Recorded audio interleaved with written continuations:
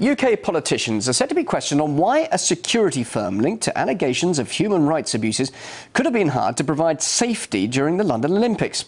G4S also operates in the Jewish settlements in the West Bank and East Jerusalem, which are illegal according to international law. Well, let's now talk to investigative journalist Tony Gosling. He's joining me live now in Bristol.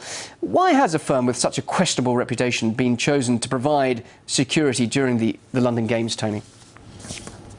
Well, that's a great question, Bill, because even the British Foreign Secretary, William Hague, is saying that the Israeli settlements are illegal under international law and the biggest obstacle to the peace process. So what is this firm that is actually supplying all sorts of equipment to the Israeli army, including helping out at their checkpoints, which is effectively, pro-apartheid, pro-racism, being involved in the Olympics for? You know, it is absolutely outrageous, and I think that it would be really good to see at least some moral conscience in the coming week by the British Parliament by saying, no, we're going to terminate this G4S contract. The trouble is, of course, this is a massive, very powerful company, but when you're privatising security, this is basically the privatisation of the British police force is being sucked in by G4S.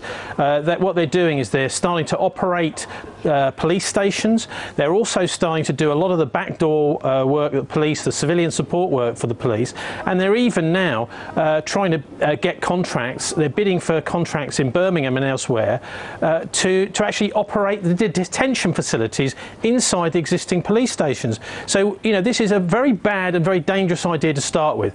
But this particular company seems to be about the worst you could pick anywhere in the world to do this job. Well, talking about its history, the firm lost its contract to deport failed asylum seekers in the UK last September following the death of an Angolan asylum seeker who died after being restrained by its employees. Are you surprised that actually it's still allowed to operate? Well, that's I'm not saying trivialising the fact of that one death, but there's also been 750 plus complaints of abuse by G4S employees.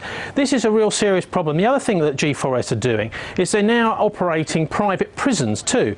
So we have a very dangerous organisation. The reason I say that is because what's happened is we've created, by privatising our prisons to people like G4S, an incentive, a financial incentive to incarcerate people. What we don't want to see here in Britain is what we've had over in the United States, where basically being homeless, being poor, and having to sort of turn to alternative methods of maybe to the black market to try and make a living, means that thousands, if not millions and millions of people now in the US, and probably here in the UK soon too, are going to be incarcerated for private profit. Tony, and this creates an incentive to make poor people, criminalise them, you know? OK, Tony, just briefly, you mentioned that grilling in Westminster this is going to have in the next week or so.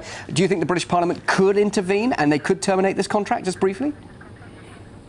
Well, it's a difficult thing to do to the Olympics at this final stage, or sort of towards when the Olympics actually happen. Yes, that's a very difficult thing for them to do. But I'd like to see a bit of spine from our Parliament to say that these are not appropriate people to be doing that. In fact, there's quite a lot of people involved in the Olympics, as you probably know, who aren't really appropriate, such as the Dow Chemical Company, who, when they bought Union Carbide, really took on the responsibility for the deaths of 4,000 people in a gas cloud in India, and the maiming of countless more who were poisoned by the Dow Chemical Company. I think there's been a real, a complete kind of mismatch in this Olympics with trying to bring in, really essentially prostitute the Olympics and give a lot of these poisonous, very profitable and actually very dark, nasty companies to actually greenwash for them. That is to say, to sanitise their images by associating them with the Olympic event. And that is not what the Olympics are for. It's starting to look rather more like the Berlin 1936 Olympics than the good old London 1948 Olympics, which were done in a much nicer fashion